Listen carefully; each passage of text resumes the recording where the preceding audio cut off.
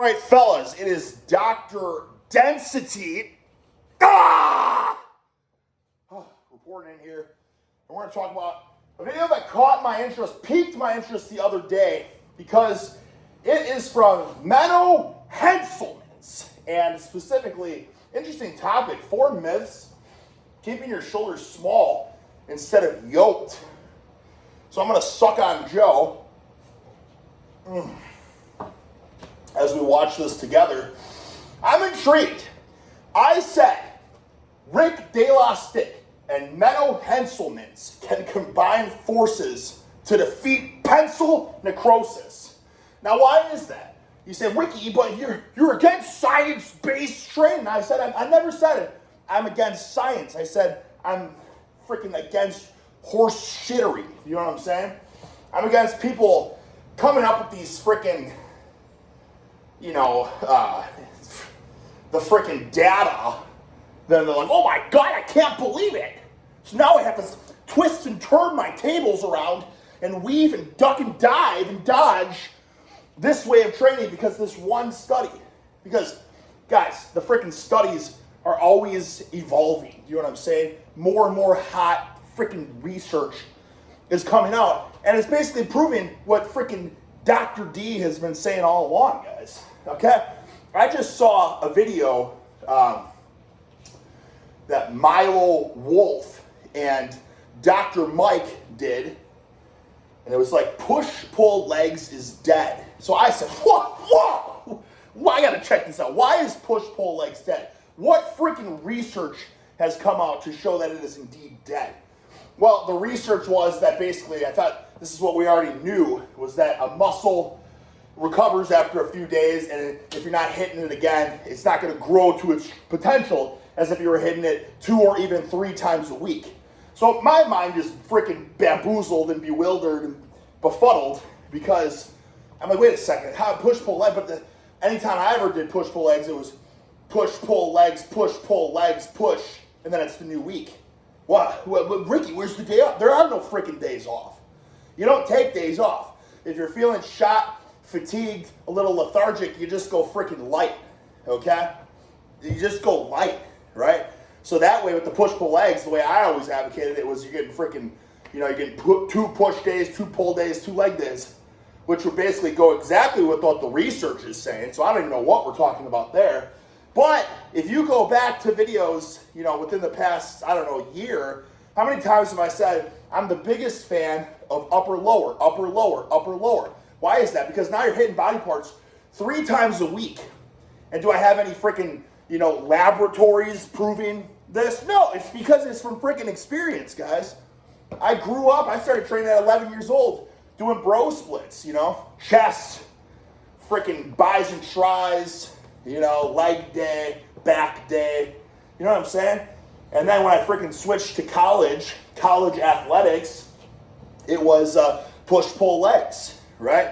And then sometimes during the season, when we had to cut back the volume, it was just upper lower, right? And then I went back to my jabroni body split training, and then I went all in on doing the same exercise freaking every day for a week or 2 weeks. And then I went all in with doing the same muscle group every day of the week, right? So I experimented with all of it.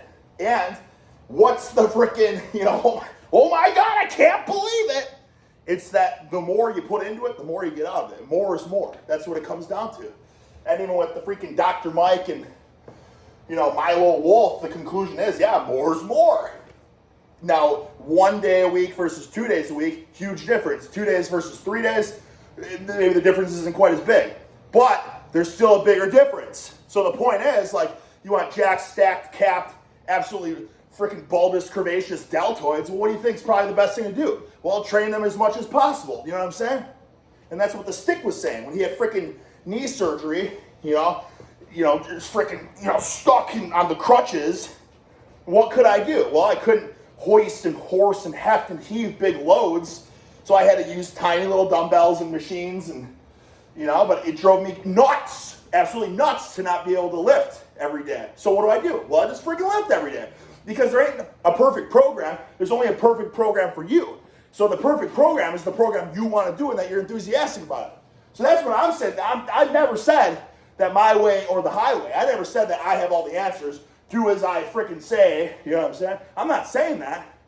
I'm just advocating to do what freaking excites you the most, so that when people are like, damn, Stick, but I actually enjoy doing boring ass training. It's like, oh, hey, power to you, bro. Then that's the best program for you. Do boring ass training. But if you like to horse, heave, heft, hoist massive loads, you know what? That's the freaking best way to go about it. And here's another funny thing let me bring up. I had another point I was on. Frick, I got 1,000,000 miles per hour. You know, big old cup of Joe flowing through my veins. Sweating already. Didn't even watch a single second of Menno Henselmans' video, and I'm sweating.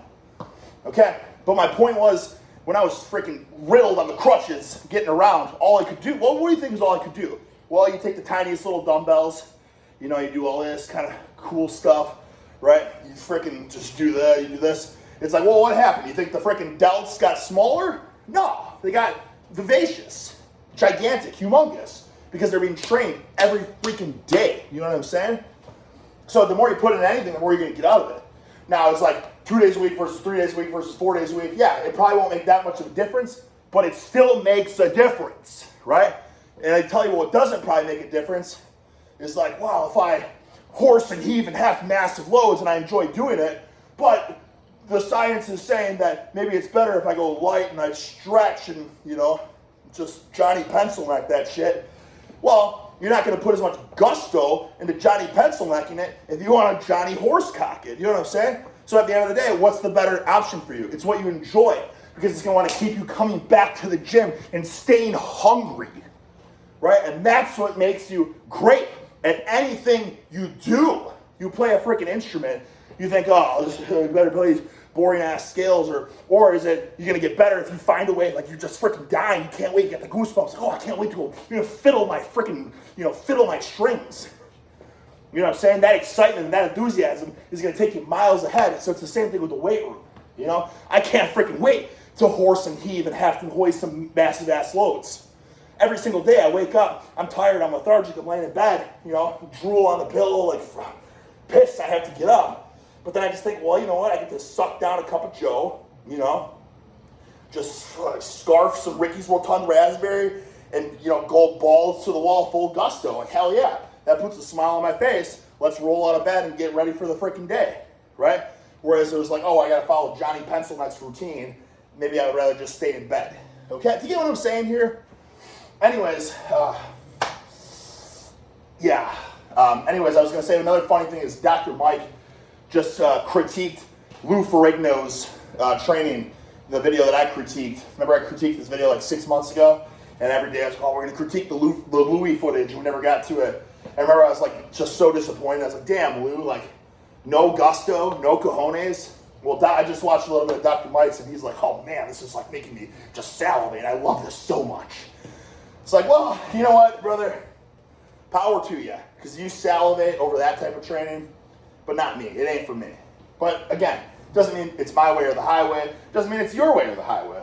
But for you to critique people's videos and then you have a giant audience, say you got freaking millions of people watching, and you're like, this is horse shit. Oh, this is a C rating. This is terrible. Well, you got a bunch of kids that don't really know what's what. And they're going to be like, oh, okay. Yeah, I better follow your advice, doctor. He's a doctor. Doesn't mean Jack Diddley. Jack Diddley doesn't mean Jack Diddley. All right? Remember that. Here's the freaking golden tidbit. Find what you enjoy doing and do that. Okay? If you enjoy it, you're going to put more freaking effort into it, and you're going to want to keep doing it. You're going to want to come back day after day and put your heart and soul on the line because you freaking love it. If you don't want to do it, but you think you have to do it, you're a candle, and you're going to freaking burn out. You know what I'm saying? All right, now Henselmans. I've been keeping you hanging here, brother. 0 seconds into the footage. I'm intrigued. This is a 15-minute video on his part. We're 10 minutes in. Okay. Hey, you. Woo! Do you have teeny tiny shoulders? You do, don't you? And that's because they have filled your head with foreign myths that are keeping your shoulders small. Let me guess, that you need a giant stretch and that you need to be on a freaking Atlantis machine doing this. I bet this is one of the myths. I'll promise you, I know in the video that's probably not what it's going to be, but I promise you that's a myth right now. All right? Because I'll tell you something right now. I specifically try not to, let me lay on this, let me take up a bench at this busy gym. Sorry, brother, I know you want a bench here, but I need to just lean my body on it so I can do this. All right? I don't do it. I'll grab some dumbbells, I'll freaking swim, I'll change directions, I'll swim, I'll freaking chicken wing, I'll Cuban rotation, I'll supinate, lateral raise, right? I'll do all that. I have the biggest, most sorest freaking delts of my life. And you know what's something else I did today? That I don't think I've seen anyone in my existence, ever in my existence, I have never seen anyone do this other than me.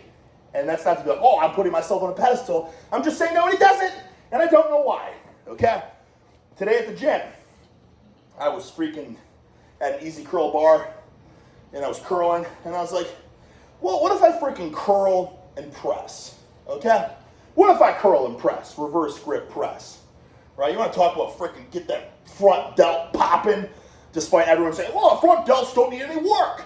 Of course they're super, important for all your pressing, but they don't need any work. They get plenty of stimulus. But keep in mind that they're super involved in all your pressing, but they don't need any work.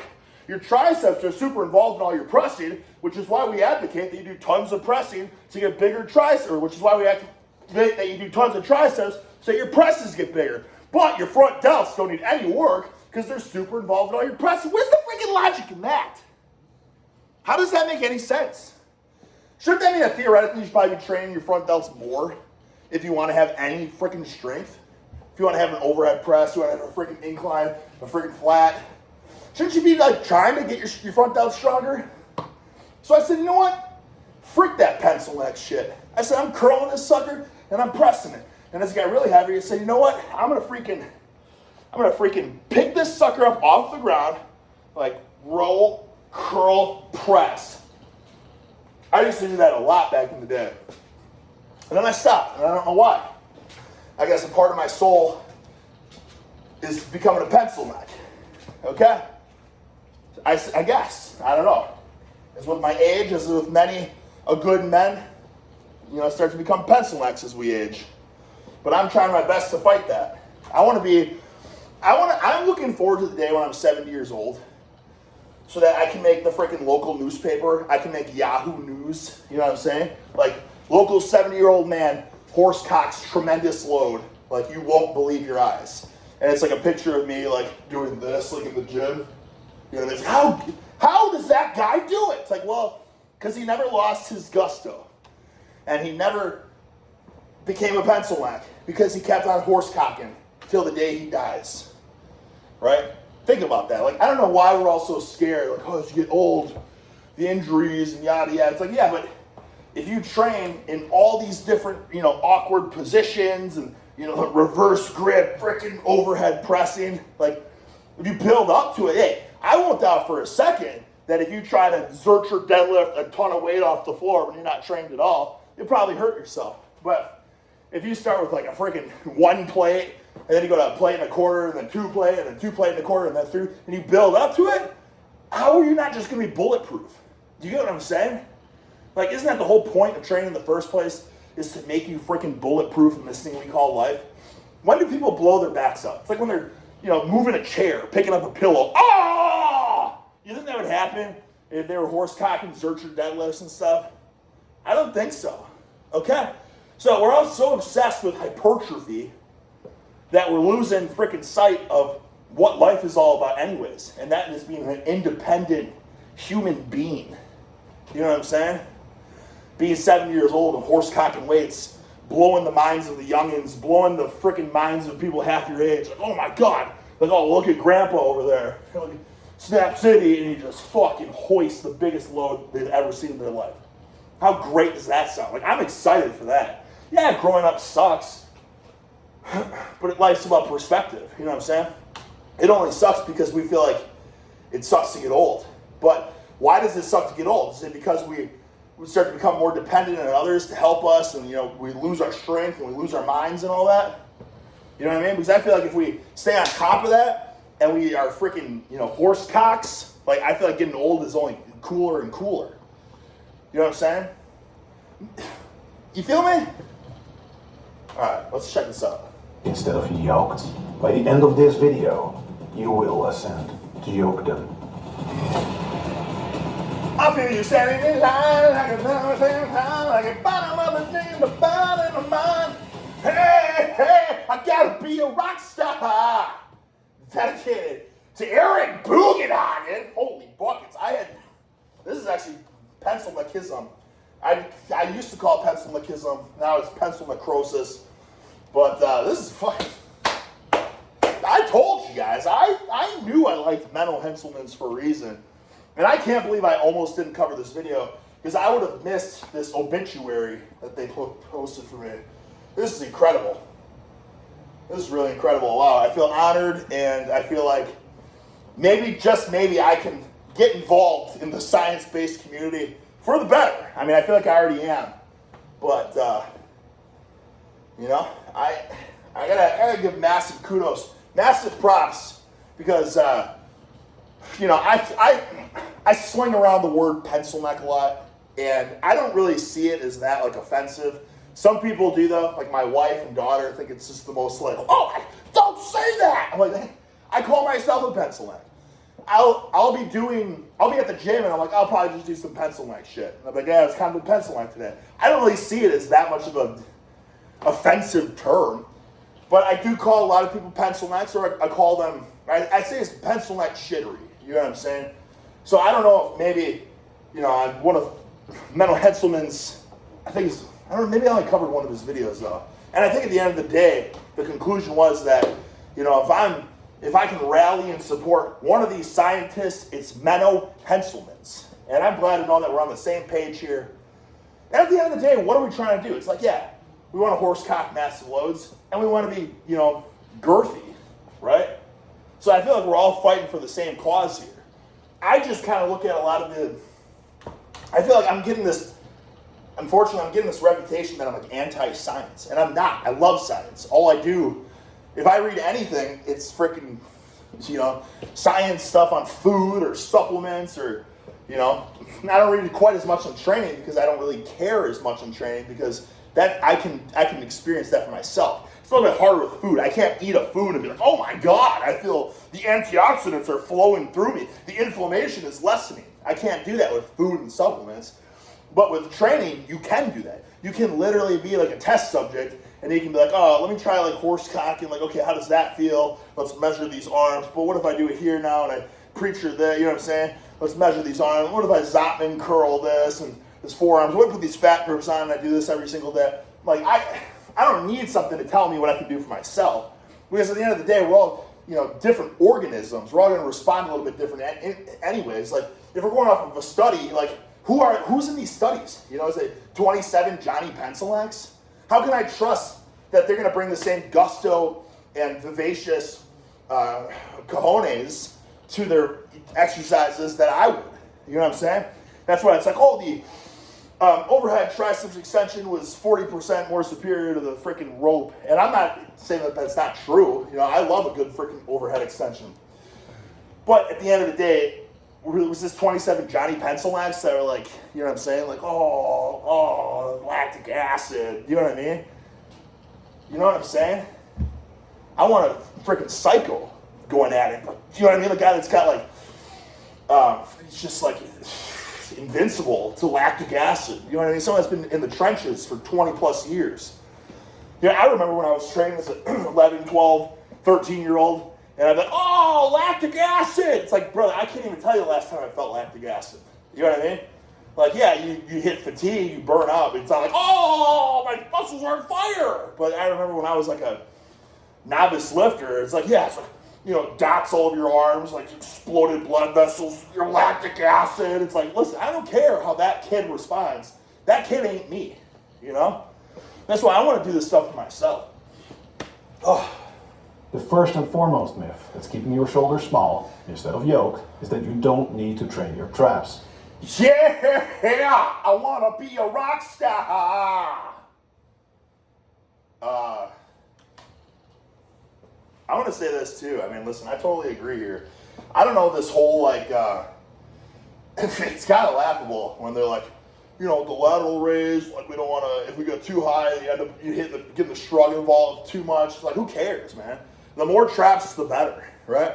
If you want to be, freaking Johnny Frankenstein, just like, holy buckets, you're putting like a polo on and just exploding out of it, you need it all. You know what I mean? Like, the traps are going to make me a little bit too narrow. I need more freaking width. That's Johnny PencilNecks mentality. You just want to be as big and humongous as possible, right? More traps are going to, it's just, like I told you, it's a freaking circle, man. It's like a chain reaction. More traps are going to lead to bigger shoulders, are going to lead to bigger arms, are going to lead to bigger chest. Like, just get horsecock strong, And, like upright rows, and so I don't do upright rows, you're going to hit my traps too much, or like, who cares? Good. The more, the better. That's how I see everything. Like, yeah, there's a time and a place to isolate stuff, but for the most part, like, the more muscle groups involved, fantastic, right? And now we have these studies showing that the more you work a muscle group anyways, like, the more freaking stimulus for hypertrophy you get anyways, right? So, like, good. More is more. Let's hit it all, brother. Hit those traps. People avoiding muscle. I don't want to have too overdeveloped. Like, get the freak out of here, dude. You're not going to be overdeveloped. Don't worry.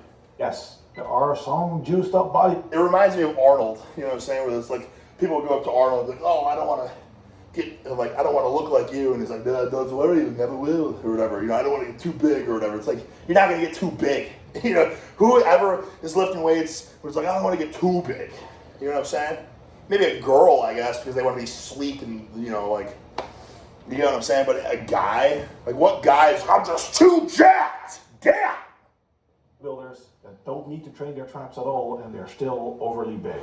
And there are also some individuals, just by the shape of their traps, that makes them look very big, so they don't need to train them. For the vast majority of viewers though, at least men, I found in my experience, and this is something I've changed my own mind. See, I didn't really hear what he was saying there. He said a couple things, but he was saying like some bodybuilders that have just way too big of traps, but I feel like that's just like a skeletal structural thing. Like, I don't think you're gonna put like, if you have giant traps and like narrow shoulders, what are you gonna put, like freaking 12 inches on your shoulders? Like, you just don't have the bone structure to be wide. You know what I'm saying? And that's just, that's where like the genetics come into play, I think, of like, for bodybuilding. Obviously, people throw that term around a lot, but that's like one of those things. Like, if you're just freaking narrow, like, you can't just lengthen your skeleton.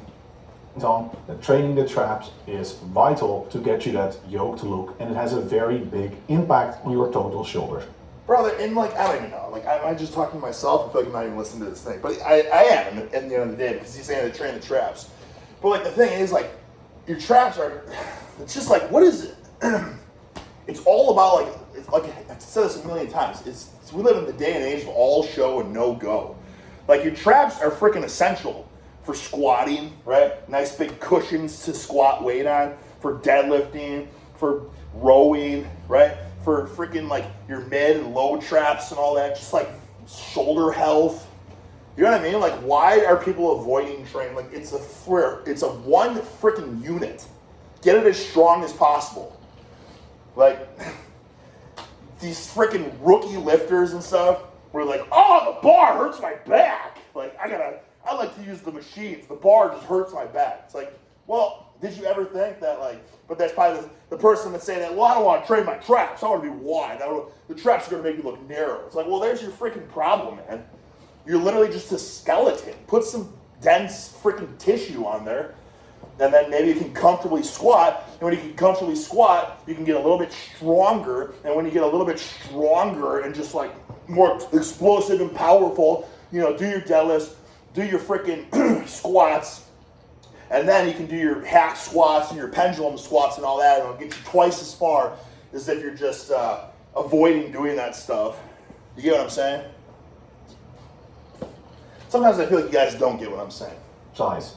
You can roughly mimic the visual. Is this a real visual? Or is this, what are we talking? Posing is how many before afters are exaggerated. Posing is how many, oh, I see, yeah. Yeah, it's like the Muscle Tech ads. Whereas like, Johnny Johnson's a fucking loser, and it's like he's hunched over. But then he took Celtec, and then he just has like a spray tan on. And he's like, oh, this is me now. Just literally just the same exact day. Oh, yeah, look at that. He just doubled his neck. Appearance of having bigger traps by rolling the traps. So now that we've determined that you probably He looks so much cooler in that picture too. You know what I'm saying? Oh, I don't want traps. It's gonna make me look narrow. No, brother. Get a freaking horse neck. Get some traps. should be training your traps. Let's talk about how. Traps, in my experience, dude, like traps are like a sign of power. Like I've seen bodybuilders and stuff that have like giant chests and big arms, huge deltoids, and like zero traps. And that instantly tells me like this guy's just trains like a daffodil. You know what I'm saying? He doesn't do any heavy deadlifting. He doesn't do any heavy pulling. He's just a freaking, he just trains like a daffodil. You know what I mean? Like it's that, and I guarantee, and I'm right, because if you actually horsecock serious steel, you're gonna have a thick yoke. You're gonna be girthy. There's no, you can do all this stuff and build some arms and all that, but like you want to have like the traps and like the neck and stuff, like that's a sign of power, horsepower. To train your traps. Which brings us to the second myth, which is that dumbbell or barbell shrugs are the best way to train your traps. Yeah. Yeah, I agree. I'm actually really not a fan of traps. I love traps. Don't get it freaking twisted.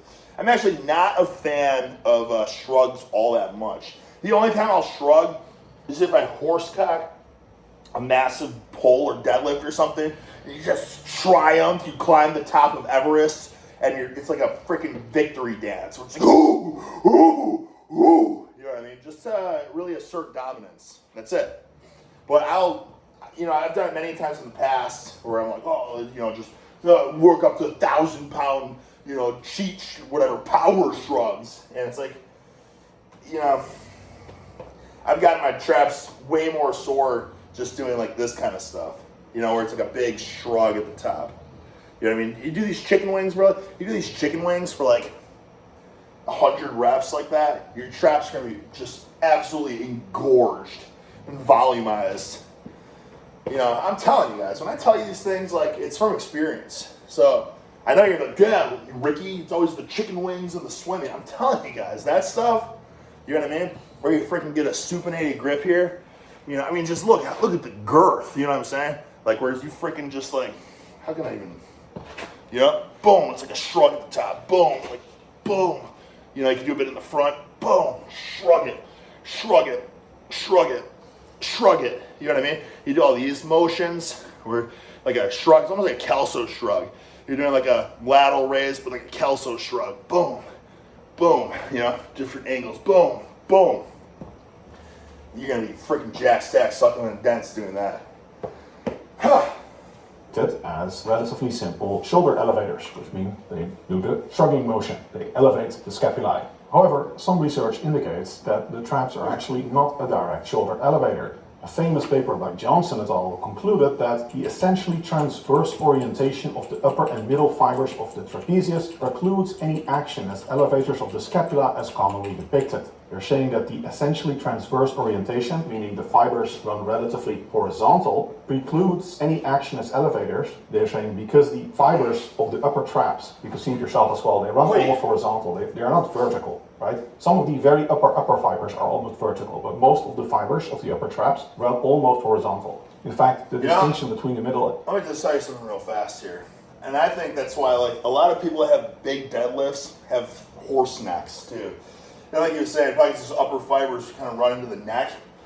And I get people all the time like, oh, what do you do for neck? Now, maybe it's like my, many years of wrestling, like high school and college and stuff, collar tie, people pulling down on it. It's going to get you a horse neck for sure. But like I haven't done that stuff in, I don't know, over 10 years, I guess. 10 years now, I haven't done any of that.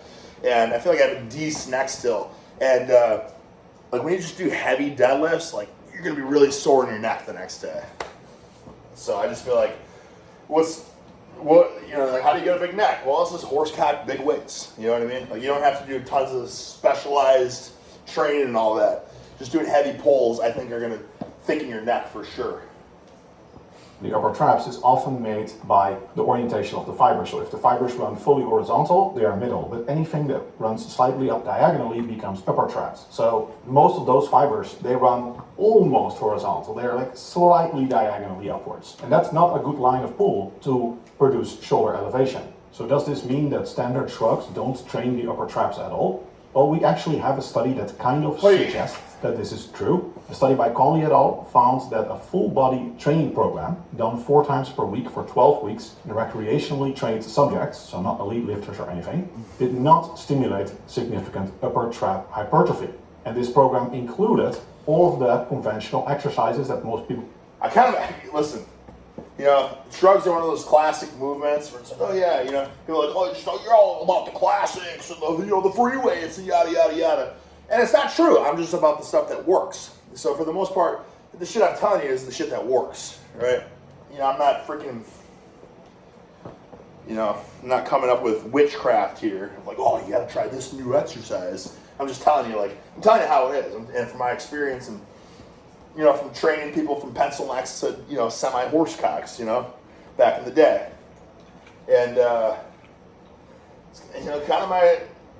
from my experience, I never really got much from traps, from shrugs.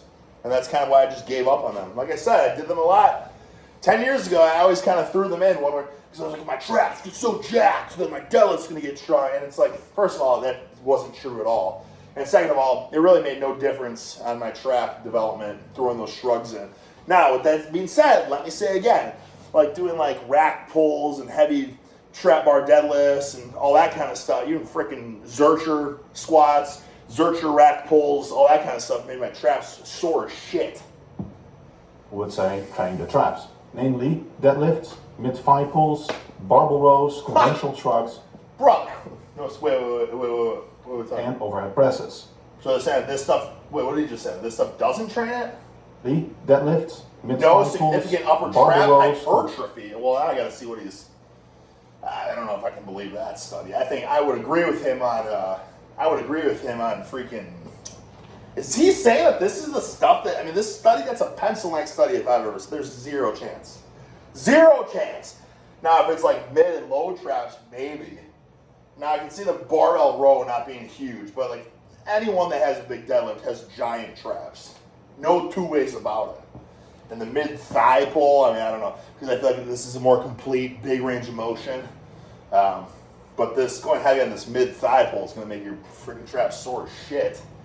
Now, I know soreness is not the indicator of everything, but we got to see what he says here, because now I'm questioning this study. Conventional shrugs and overhead presses. That's pretty much all of the conventional big lifts that most people would associate with training the traps, at least to some degree. Now, lack of intensity was not the issue because they did have growth in their quads, and seeing as they were only recreationally trained, you would expect that. These were Johnny PencilNecks. I guarantee these were Johnny PencilNecks that had no idea how to do any of these lifts with intensity.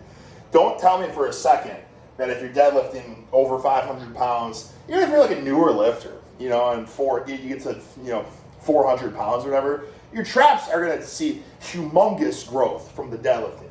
I'm not going to test that to any of this other stuff because I haven't put the proof in the pudding with that. But 10 years ago, even less than that, I guess 8 what would it have been? 8 to 13 years ago. 8 years ago and even longer. That's when I was training people, and the most obvious growth, because I would have them horsecock huge weights. That's that was my thing. You know what I'm saying? Their traps always got, their back and their traps got so much bigger and girthier. You know what I'm saying? Compared to everything else. That stuff, that growth was just you couldn't dispute it. So, their quads, Johnny PencilNecks, you grabbed it off the street. They could do a leg extension, have humongous quad growth. I promise you that they didn't know how to deadlift. Oh, my back! I feel it all in my back. No, learn how to deadlift. You know what I'm saying? Learn how to boom. You know what I'm saying? Kelso shrug that shit. Brother, come on now, dude. Menno Henselmans. Brother, come on. And to gain muscle mass over a serious 12-week training block. The measurements were done via MRI scans, which are highly reliable. Moreover, they also found that a group doing that training program with adding neck extensions did grow the neck muscles significantly, although it still didn't make a difference for the upper traps. So the study shows that if you want to get a bigger neck, not specifically the traps or the shoulders, then you have to do specific neck training, which is also a good take-home message. But it also suggests that traditional exercises for the traps may not be that effective. I don't think that shrugs don't train the traps at all, even overhead presses and the like, deadlift. Bro, you basically saying nothing trains the traps? Like, I'm telling you guys right now, like, studies, whatever, they're going to find some study later where they're going to recruit some Johnny Horsecogs. Oh, humongous growth. Deadlifting is the greatest trap exercise. I'm telling you right now, you want big traps, just freaking deadlift. Or rack pull, block pull, whatever. For sure, they train the traps to at least some degree. And I think this is likely a case of what's called type 1 error. Just because this one study didn't find significant muscle growth doesn't mean that you cannot stimulate muscle growth with these exercises. Yes! Moreover, biomechanically, the traps are clearly involved in shoulder elevation, even if they... See, this is what I'm talking about here. This is why Menno Henselmans is the most reliable resource, for sure. Like, he knows it. That's a load of horse shit. What are we even getting at here then? No exercise stimulates the trap. So what does? What stimulates the traps? Every exercise, every major one that we all know works the traps doesn't, is what this study is saying. I'm like, it's just like, this salivating. What's the answer then? He gets it. Do not produce a direct shoulder elevation moment. What happens is that they pull on the clavicle. It's like they're pulling up the whole shoulder complex internally, so more medially, right? Instead of just pulling directly up, like just raising the scapula, elevating the scapula, the shoulder blade. What they do is they pull medially on the clavicle, so they kind of pull inward, and that you can also see it. Like when you're doing a shrug, it's not like your shoulder goes straight up. You cannot do that. It doesn't go up like this. It goes it rotates inward like this. And that's because of the pull from the upper traps that's pulling up the entire complex. Working at the car wash. So clearly, the traps biomechanically should be involved. Car wash, yeah. Tons of people have gotten big traps by doing all the conventional exercises. Yes. So I definitely wouldn't say that shrugs don't train the upper traps. However, there is possibly room for improvement. Indeed, we also have 2 other studies that looked at muscle activity levels of... You guys want to, listen, these studies are mumbo jumbo. You guys want to get the biggest trap burn of your life, okay? Don't waste any money on it. But if you have it, here's something. Put a freaking weighted vest on and go for a walk, right? Your traps are going to be on fire. You know what I mean? Like, I remember back when I was a Johnny PencilNecks and I wasn't big into deadlifting or any of that stuff yet, so I probably had very underdeveloped traps for the rest of my body. And I was obsessed with, like, trying to find ways to sneak working out into my life, because it's like, you know, when you're a wrestler, you're crazy. It's like, I have to constantly do something to get better. So I was like, me and my wife would take the dog for a walk, and I was like, what if I buy this 80-pound weighted vest? and I walked the dog in it. And I think it was like, we went out to like the woods, and it was like a 3-mile walk or something. I couldn't believe, I was so, like, in so much pain by, 20 minutes into it. Because, you know what I'm saying? It's just all this weight just pulling, just stretching these traps out.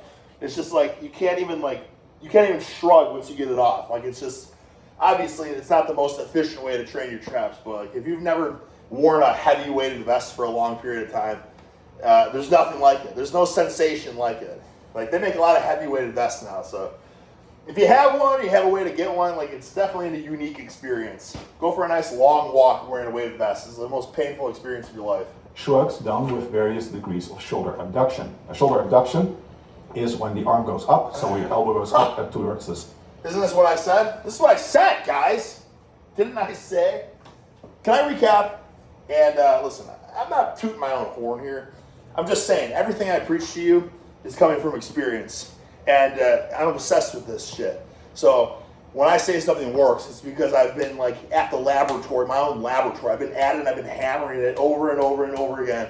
So once I've finally found something like, wow, this is straight cash money, and I tell you it, you can take it as straight cash money. So when I was saying that, like, with the dumbbells and like doing like different, like, you know what I'm saying, changing angles of your torso and basically just doing like a lateral raise with like a shrug at the top. When I said that a light up traps like nothing else, here's this freaking study saying that. What does the study say? What this does is that it aligns the upper fibers that are relatively horizontal in nature much better with the force production that's required. So we should see higher muscle activity. Okay, well, yeah, it's basically exactly what I said. And you know what the plus side of that is too? Then you get the juicy, you get the front delt here with the shrug, you know what I'm saying? Get the freaking mid delt, get the rear delt when you do it all, so then you get the shrugging motion, but then you're also getting just an absolutely just bulbous, spherical deltoid on top of it. If you're not, look, guys, everyone wants these cannonball deltoids, but all anyone ever does in the gym is this shit, right? And I'm telling you, or they grab the machine, they do the freaking sideways rear delt machine and all that, getting really freaking fancy with it. But I'm telling you right now, I laugh when I see people training shoulders. It's like, I don't know how this. I tell you guys all the time, like it's the secret. It's no freaking secret because I tell it every video, but I don't know how many times I can tell it to you guys. Like, this fucking sequence should be coined like the Dick Del Hagen, Trinity or whatever, Holy Trinity, because it's literally like the freaking magical elixir of just humongous Herculean shoulder girth, and that's doing this, right? You do it here, you kind of bend over a bit, do it here, you know what I'm saying? Neutral, or you can also then kind of like pronate your hands, right? And then you swim it here, swim it, change angles, swim it, right? This rotation deal, Cuban rotation, and then obviously the last one, supinated, right?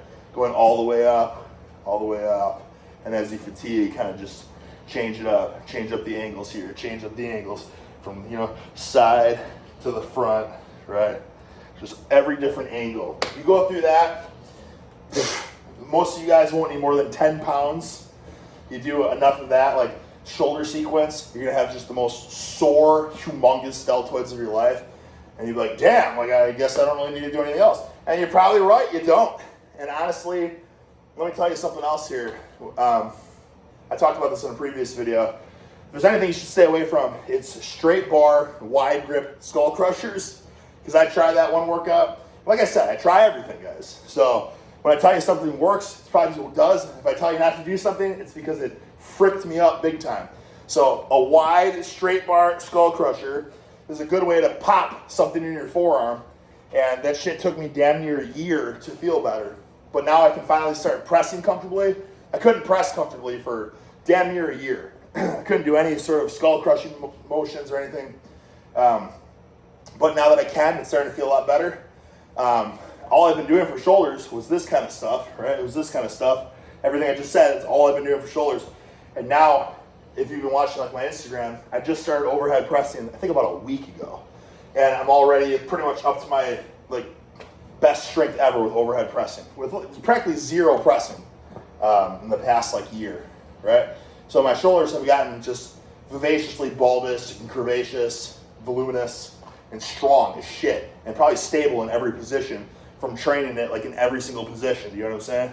Training it in every single position. So it's pretty freaking awesome. Activity levels during shoulder elevation or scapular elevation when the shoulder is somewhat abducted. And indeed, in these studies, we do see this. We have one study showing that 30 degrees, so a little bit of abduction is better than zero. Brother, meaning I want to watch this whole video, but the wife and daughter are going to be home in 10 minutes. I don't know. We got 5 minutes through the video. I can't believe this. the traditional dumbbell shrug or barbell shrug where the arm is straight down at your side. So 30 is better than 0. And then the other study found that 90 or even 150 is better than 30. Meaning shrugs with your arms in these positions may be better. However, a big limitation of these studies is that they did not involve training to failure and that the weight and or intensity standardization technique was not properly done. Johnny PencilNecks. And that's what I said before. It's just for every study is Johnny PencilNeck for the most part. Because how are you going to recruit Johnny Horsecocks? Where do you find them? Hey, you're just jack stack sucking in the dents. You want to horse some weights? Now, I'm sure a lot of people will be like, hell yeah. But for the most part, I don't think Johnny Horsecocks are signing up to be in these studies or something. You know what I mean? I feel like it's just purely a PencilNecks. So, test on me. Give me some, some strange elixirs to try out and see if I get skin reactions and stuff. You know what I mean? A Johnny Horsecock doesn't want to risk taking some unknown medication, and you know what I mean? Like, I think that's how it works. I'm not quite sure though. I'm not Mr. Laboratory. I go into the details of normalization during EMG research, but in this research there was normalization, which is better than in many other studies, but it was not ideally done, and that means that we should take these studies with some degree of salt. However, given that we have these studies and the biomechanics and the other studies suggesting that traditional exercises might not be ideal or might not produce a very robust growth in the traps, so I do think that the research currently suggests that we should be training our traps with shrugging exercises when the shoulder is abducted.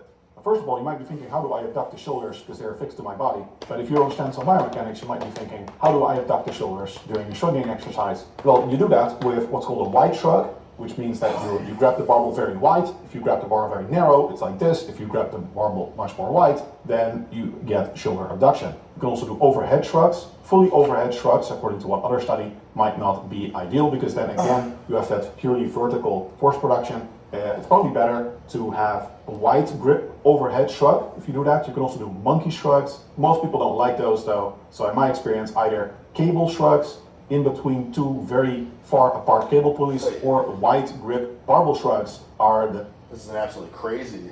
Wait, this is the first shrugs. Okay, I was gonna say, this is, we're talking about law. I thought we were still on the first myth here. I was gonna say here that we're still on the first. This is unbelievable. Hold on a second. Okay, with shrugs, we got it. We got it, guys. Listen. What's myth number 3? Deadlifts don't train the trap. Is that a myth? I can't even believe that. What? That's the most PencilNecks shit I've ever heard. That deadlifts don't train the traps. What the hell are you freaking out of your mind? Fractions. Now, deadlifts, or specifically Romanian deadlifts, were included in the study. Hell yeah, good. Romanian deadlift. I tell you guys, I honestly, in my experience, Romanian deadlift is superior to conventional deadlift. Okay? You go, damn, stick, but it's a bigger range of motion. Well, that's not necessarily true. I think they're home. Frick. Okay, but that's not necessarily true. But if you want to get more voluminous, then you should do a Romanian deadlift because your freaking upper back is, you know what I'm saying? It's getting stretched and it's locked in the entire time. You're going all the way down. You're not resting on the bottom. You can hinge more. I mean, I guess you could do a stiff-legged deadlift to match the hinging. But with a stiff-legged deadlift, you're resting on the bottom. You're losing that tension. So the Romanian deadlift, you're keeping the stretch the entire time, right? If you get a stronger Romanian deadlift, you're gonna have a stronger conventional deadlift too. And whether it's a stronger Romanian deadlift, a stronger conventional deadlift, it doesn't freaking matter. You're gonna have a bigger back. You're gonna have bigger traps. You're gonna have a giant horse arse, your hamstrings. Like you're gonna be a specimen. Yeah. Understand me? So in my experience, Romanian deadlifts are freaking superior. I think they're the best deadlift variation. That didn't find significant trap hypertrophy, but I would say that deadlifts rank equally to shrugs in terms of stimulating trap hypertrophy, meaning they are probably not ideal, but they do a decent job, and for sure, we've seen anecdotally that many people can. Brother, I will just say right now, if you want the fast track, the highway to humongous horse cockery, just do it a heavy deadlift variation, okay? Because, you know, talking about doing these overhead shrugs and all that, like, how much weight are you going to be using? You know what I'm saying? Like the stuff I was saying, it's cool, let's do that, but that doesn't replace the stimulus of a heavy deadlift, right? If you do the heavy deadlifts on top of the other stuff, and listen, that study, whatever, and we're talking about, you're saying an option you can do is like overhead shrug. I mean, dude, where's the proof? Who's got these humongous traps? Well, I guess there's Olympic weightlifters in a way. They're doing a lot of overhead stuff. They're not necessarily shrugging, but they're also freaking, you know, pulling, they're cleaning, they're snatching, so they're doing, yeah, I mean, whatever. You know, apples to oranges. Really, it's just whatever you enjoy more, but I'm just saying, that, like I said, in my experience, like, once you start getting people that don't deadlift much at all, and you get them to deadlift, the most noticeable change in their body is their traps. Get big traps just by doing lots of deadlifts, yeah, even without doing any dedicated shrugging exercises. Yeah. This myth comes down to the more general idea in fitness that isometric muscle contractions are very ineffective to build muscle. Good. I'm glad that you say that's a myth. It's just these freaking PencilNecks online. And remember, I don't use that term like, oh my, like I'm not. It's not like a spiteful term. I'm just saying, people saying this is the PencilNeck shit. Like, there's no hypertrophy with isometrics. It's like horse shit, brother. That's horse shit. Okay? That's absolute horse shit. If you do anything hard enough, intense enough, like if I did wall sits, like really extreme walls, like weighted wall sits, I'd probably freaking grow my quads. Like if I did it hard. Now obviously, yeah, if you're always only doing body weight and you're only doing it for like 30 seconds to a minute long, of course, you might see a little bit of growth and it'll stop there, but it's like anything else. It's the same thing. If you're doing only the same weight all the time, right? So it's like with isometrics, it's like, yeah, it probably doesn't work that well for growth because you reach a point where you're really good at it. But how do you change that? Like just like lifting. Find ways to make it more intense. Find ways to increase freaking tension, right? Like I'll tell you something right now. I was in this wall sit phase, and honestly, I only stopped because of laziness on my part. I just love horse cocking weights so much. It's my my life and my soul. So it's like, do I ever have enough time left in the gym to hit wall sits? I probably could find it, and I probably should, because for tendon strength too, it's just something that I feel like more people should be incorporating. But when I was doing them, like I did them for a couple weeks, and it's just like my quads just felt freaking dense. And people are going, muscles can't get dense. It's like, shut the frick up, brother. Just shut the hell up. Okay? My point is, like, people saying that there's no growth, notable growth with isometrics. It's like, that's because you train like a freaking daffodil. Okay? If someone that, brings a lot of intensity to whatever they do, I bet they can do a freaking isometric with. You're telling me, brother, if you're in a push-up position right here, right? Or even if it's just like a bar. Let's say it's a bar. Let's say you have, you're in a power rack, so you have a safety, so you can go till, so you can push it, balls to the wall, and you do like, 315 or 405 or something, and you hold that shit for like 30 seconds. You're telling me that it has zero benefit? And it's got no noticeable hypertrophy. Who gives a shit? What it's going to do is probably get you stronger as well, and if you can hold this for 30 seconds or whatever, you'll probably be a bit more explosive in your pressing, and it probably helps maybe a little bit with hypertrophy, but it also just makes you more jack stack, succulent and dense, powerful, increases freaking tendon strength. Muscle. And there was some research support for that. There's just so much PencilNecks shit. People come up with excuses not to do stuff. It's not adequate for hypertrophy. It's like, that's why you're never going to be anything, okay? Because that's all you care about. You're not thinking about like tendon strength. You're not thinking about freaking explosiveness. You're not thinking about horsepower. It's all one, you know what I mean? These are all pieces of the puzzle. You're just looking at one fucking piece of the puzzle, and you think that you can make this giant puzzle with one piece? But it's very old. We actually don't have a lot of studies, and more recent research has shown that long-length isometric muscle contractions, meaning that you are doing a static contraction, meaning there's no movement, but the muscle is at a long length, so it's relatively stretched, that actually produces very robust and significant hypertrophy. Wow, see, this is exactly what I'm saying. It was the same thing with the freaking long-range partials, of how people used to shit on them and call them ego lifting, and then the study came out like, oh my god, wow, that's really smart. He's doing long-range partials. Now all of a sudden it's like long, lengthened isometrics are great for hypertrophy. It's like, you guys, like, people always commenting on this, jumping to conclusions. It's just like, shut the fuck up until you try stuff for yourself and then report back, right? Okay, stop going off of like certain studies that you see and proclaiming that this is the way, because with this, the shit's always changing. One study, isometrics are ineffective. One study, isometrics are the holy grail. You know what I'm saying? That's why you just try it for yourself. And brother, I feel like anyone that's been seriously horse cocking for a long time has already known. Maybe they haven't had the data to prove it, the laboratory results, but a lot of people have already known this. Like, I remember when I was training with my roommate in college, and he taught me that one of the things that he learned at like combine training camp or whatever was that like to do dips and to always end the set in this, to just do a hold at the end in this stretch position, just hold it for as long as you can. And I was an idiot at the time. I was like, why? He said, I don't know. I don't know if he said I don't know, but like he was taught that by like these football strength and conditioning coaches, because obviously performance is key for them. They want their athletes to hit as many reps as possible and be as explosive and powerful as possible. So they obviously are putting all this shit to the test, and they probably found that that's, if you're going to do dips, why not finish in that lengthened position, right? And it's probably the same thing with like benching. Like if you have a training partner and stuff, crank them up and hold it for as long as you can, and then have it fail on the pins, or have your partner help you get it up, right? There's zero way in hell that that's going to be less effective. There's zero chance in hell that that's not going to make you humongous and strong as an ox. Or more than training muscles at short lengths with isometric contractions. So certain isometric contractions might not be good to stimulate muscle hypertrophy, but long length isometric contractions actually seem very capable. It's just like the same shit. It's like, yeah, if you bench like this, you're probably going to get tons of pec growth. Whereas, like I've been saying forever, if you bench here, you're going to be a fucking horse cock. Right? How many times have I said that? So it's the same thing with the isometrics.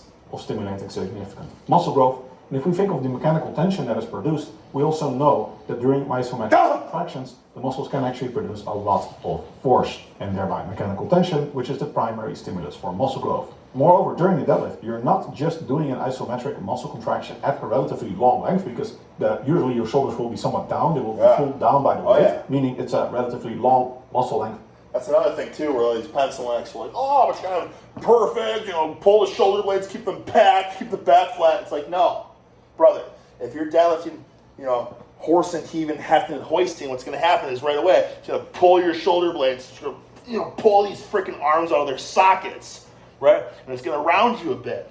But under tremendous load, this is what gets your back so freaking yoked.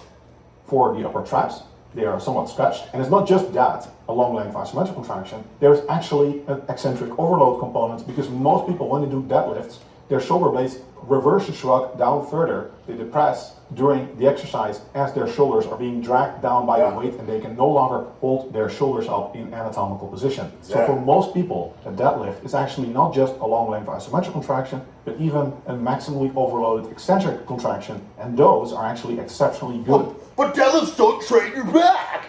Deadlifts are a hamstring and glute exercise.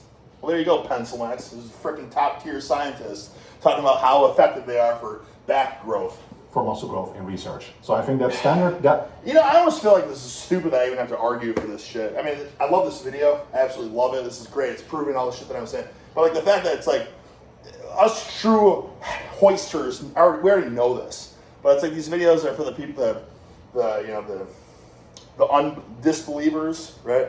They're for the PencilNecks, They're going to see it, they're going to come up with still reasons. But there's superior, there's a better, far superior exercise selection if I wanted to work my back. It's like, okay, brother, like there's no hope for you, honestly. That's the conclusion. That's why I stopped making these videos as much, too. I mean, this video's great. But like a lot of, watching and critiquing or whatever, analyzing, like, it's just, there's no point. You know what I mean? A lot of people just say shit to come up with content, and it's like cutting edge. But then a new study's just going to come out anyways. It's like, oh, great, this new study. Now I can come up with more cutting edge shit. But at the end of the day, like, what freaking bodybuilders and, true horse cocks have been doing for decades and decades, like, we already know what works, okay? And it's hilarious because, I can't remember which, it was like the last video I made where everyone was shitting on Derek Lungsford's, which is also funny because there was a freaking a lengthened partial, his T-bar row, and all the comments are just absolute nobody jabronis shitting on it, like 1/4 of the muscle mass he has. I don't even know what I'm talking about. I totally forgot. Damn it. Frick! Oh, yeah. Anyways, like, so, these videos where people, like, critique other people's workouts. Like, I saw Dr. Mike had a video critiquing Lee Priest's arm workout.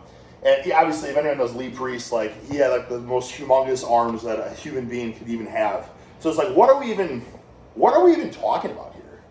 Like, the guy has, like, the quintessential most humongous arms a human specimen has ever had in their life, like, on this planet. And we're gonna critique his workouts. Like, oh, it could have been more optimal, and theoretically, he could have, like, how much bigger could they have gotten? His arms were, you know what I'm saying? Like, comically big. His arms were, like, bigger than his weight. Like, how much bigger?